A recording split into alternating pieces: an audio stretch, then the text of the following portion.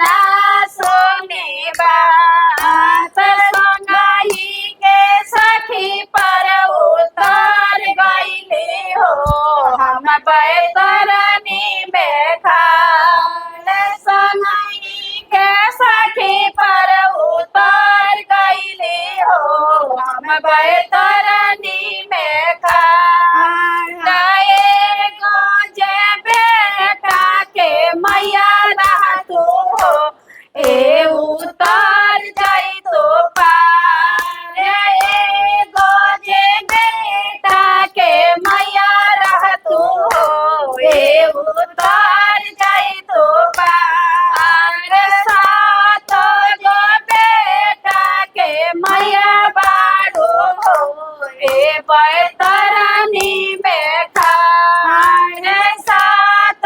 गे बेटा के मैया बाड़ू हो ए बैतरनी में खार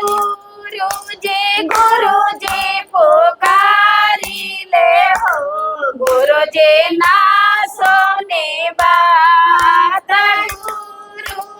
गुरुजी पुकारी ले हो गुरुजी ना सुने बात के तना तू तेरे थे भरमल बाड़ू हो ओ कर लेखवा बता के तना जो गया दाना कैले बाड़ू हो ओ कर लेखवा बता आए के तना तू गुरु के जेवले बाड़ू हो कर लेखवा बता के तना तू गुरु के जेवले बाड़ू हो कर लेखवा बता गुरुजी पुकारी ले हो गुरुजी ना सुने बा तनी ऐसा गुरु हुक्मा देते हो कुछो कहते दाना तनी ऐसा गुरु हुक्मा देते हो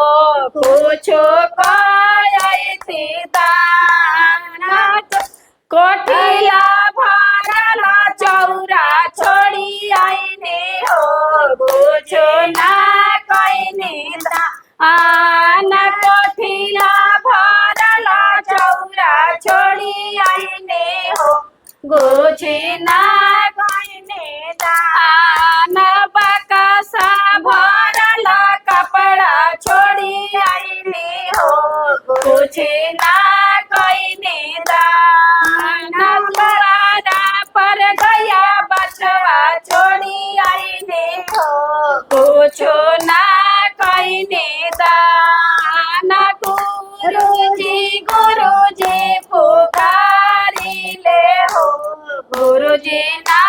सुने बात जब चला रहल कंठ भीतर हो कुछो ना कैल दाना जब चला रहल कंठ भीतर हो कुछो ना कैल दाना अब चला कंठ बाहर हो अब